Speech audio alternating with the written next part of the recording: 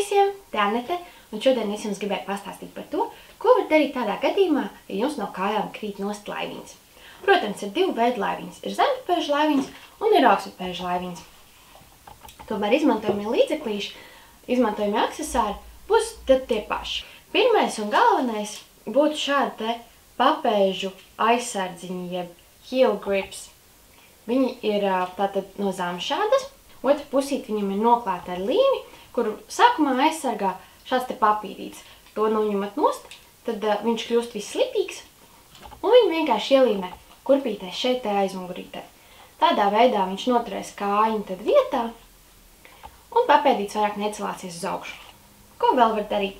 Citreiz šāds te augstupēžu laiviņas ļoti labi dara basā kājā, bet ar seķubiksēm sāk krist nost.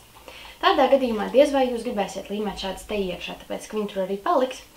Un basā kājā varbūt tad jums viņas nevajag, jo viņas jau jums dar ļoti labi. Lai kāja neslīdētu uz priekšu, var izmantot arī šādas te gēla iekšzolītes, kas noturēs tad kājiņu vairāk vietā. Būs labāk saķera, ja ādas zolīte pat par sev liekas pārāk slīdena.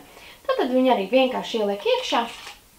Viņi ir arī līmējami, bet šī te ir tā gēla iekšzolīte, līdz ar to viņi arī var viegli izņemt ārā un lietot atkal. Un vēl citreiz, varbūt, ja jums tas liekas par daudz, var izmantot tikai šādu puspēdiņu no gēla, kas tad jums priekšējo pēdas daļu vairāk amortizēs un apā būs vēl mīkstāk un ērtāk.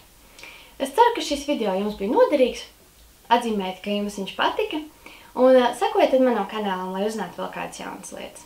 Atā!